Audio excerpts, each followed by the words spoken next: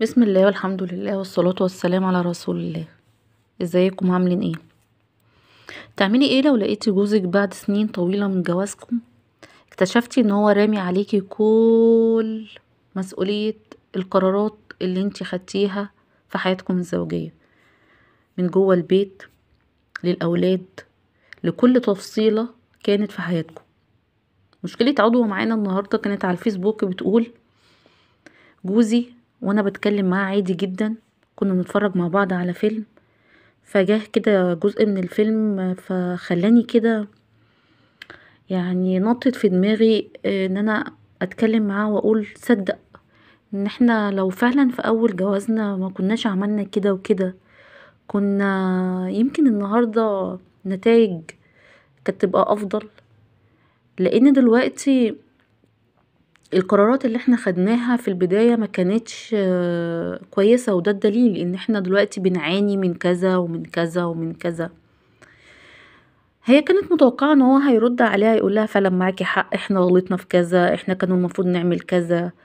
طب عشان ده ما يتكررش تاني، ايه رأيك لو انا وانتي دلوقتي ناخد قرار ان كل حاجة لازم نتناقش فيها مرة واتنين وتلاتة، ونكتب ده، ونحاول ان احنا نفكر في الموضوع ده مرة واتنين وتلاتة علشان خاطر نوصل في الاخر للأحسن.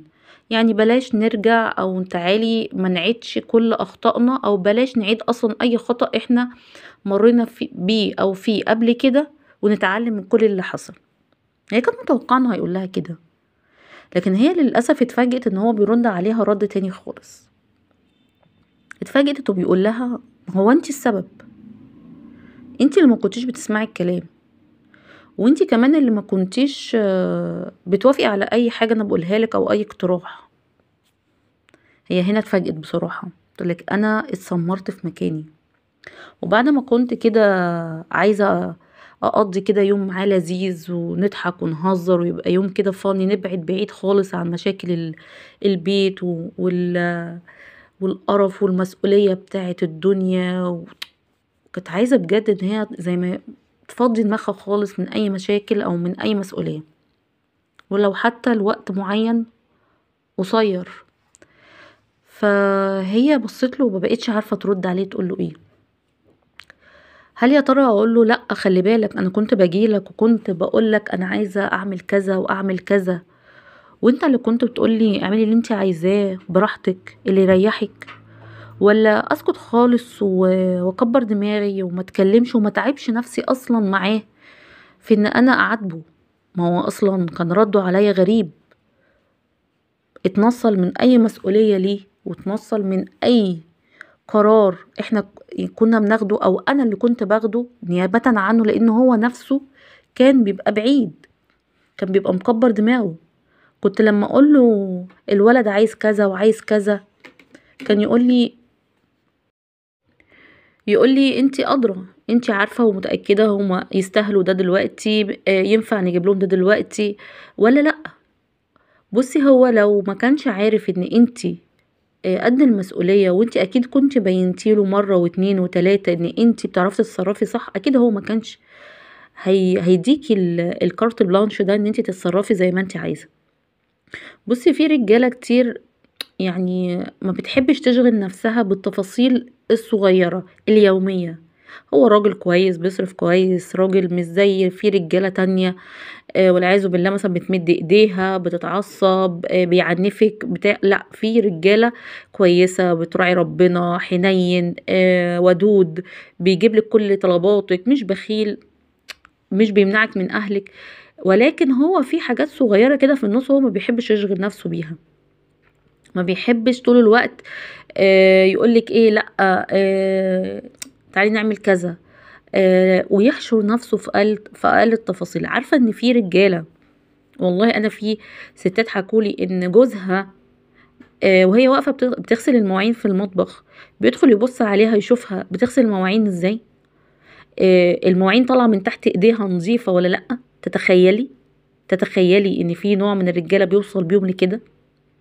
فانت احمدي ربنا ان هو جوزك لا، هو بيسيبك تتصرفي. اي نعم ممكن يكون ده بيضايقك، لان موضوع فكرة برضو ان طول الوقت ان انت بتاخدي قرارات وبتتصرفي في كل حاجة انت شايفه ان هي لا انا كان المفروض يبقى معايا في دي ويبقى معايا في دي، هو شايف لا، هو شايف بالعكس ان هو مديكي الحريه انك تتصرفي، مديكي الحريه انك تعملي الحاجه من غير قيود منه.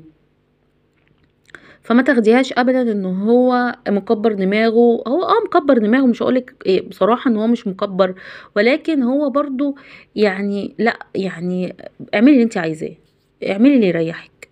هو مش عايز يضغط عليكي، هو مش عايز يحسسك طول الوقت ان انت لازم تسمعي كلامي ولازم تنفذي كل اللي انا اقوله لك. لا، انت عندك برضه شخصيتك، وعندك ان انت تقدري تعملي ده وتعملي ده وتعملي ده من غير ما ترجعي لي ان انت اكيد قدها وقدود.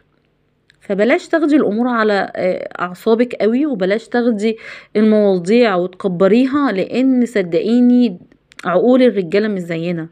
الرجاله لازم تبقى قوامه زي ما تملي بتكلم معاكو. الرجاله لازم تبقى قد المسؤوليه، ده اكيد طبعا. وهنعمل فيديو بيتكلم عن ازاي اصلا تربي من جوه ابنك وهو صغير انه يبقى راجل صاحب مسؤوليه. لازم، ده اكيد، ده ما فيهوش نقاش. ولكن في رجاله بتتكلم في حته ان انا مش عايز اضغط عليكي، انا مش عايز احسسك ان طول الوقت انت ماشيه ورايا تابع. لا، انت ست عاقله بتعرفي تتصرفي كويس قوي. فما تاخديش الامور بالشكل ده، بسطيها. واتمنى لك يا رب حياه سعيده جدا ومليانه خير. والسلام عليكم ورحمه الله.